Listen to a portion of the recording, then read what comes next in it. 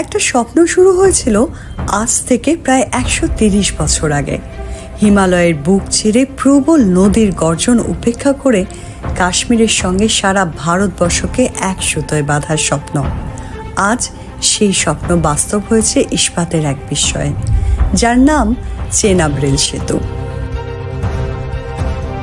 নমস্কার, welcome to Bong narrator. আপনি যদি বাংলা ভাষায় নানান ধরনের কাহিনী শুনতে পছন্দ করেন, তাহলে আমাদের এই নতুন চ্যানেলটিকে এখনই সাবস্ক্রাইব করে নিন আর হয়ে যান আমাদের পরিবারের সদস্য। সময়টা তখন 1890 সালের কাশ্মীর। রাজা প্রতাপ সিংহ ব্রিটিশ ইঞ্জিনিয়ারদের বললেন কাশ্মীরে রেল আনতে হবে। সেই সময় রিয়াসির পাহাড় আর চেনাব নদী ছিল অতিক্রম করার জন্য অনুপায় এক দৈত্য। ব্রিটিশরা জরিপ করলো, পরিকল্পনা করলো, কিন্তু বাস্তবায়ন স্বাধীনতার আগেই সব স্বপ্ন স্থবির হয়ে গেল। 1947 সালে দেশভাগের সময় জম্মু থেকে সিয়ালকোট রেলপথটি চলে গেল পাকিস্তানের অধীনে। কাশ্মীর বিচ্ছিন্ন হয়ে পড়ল। তারপর দীর্ঘদিন এই পার্বত্য ভূখণ্ডে আর রেল আসেনি, তবুও স্বপ্ন ঠিকই বেঁচে ছিল।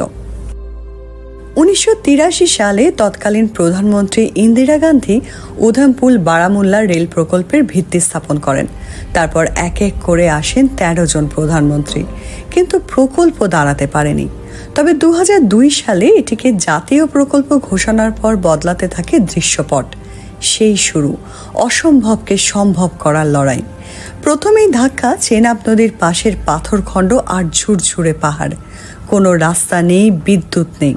প্রথম কয়েক বছর ইঞ্জিনিয়াররা কাজ করেছেন আলোহীন, জলহীন স্থানে।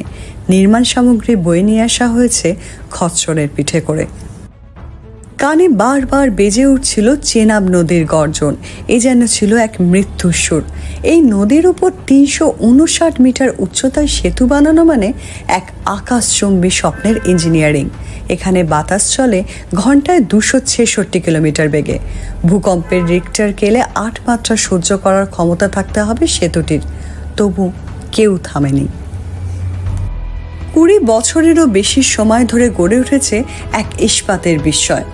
1.3 কিলোমিটার দীর্ঘ, 28,660 টন ইস্পাত, 66,000 ঘনমিটার কংক্রিট, সবকিছু মিলিয়ে তৈরি হয়েছে আইফেল টাওয়ারেরও থেকে উঁচু এই বিশ্বের সর্বোচ্চ রেল সেতুটি, যেটি খাঁটি ভারতীয় ইঞ্জিনিয়ারিংয়ের গর্ব।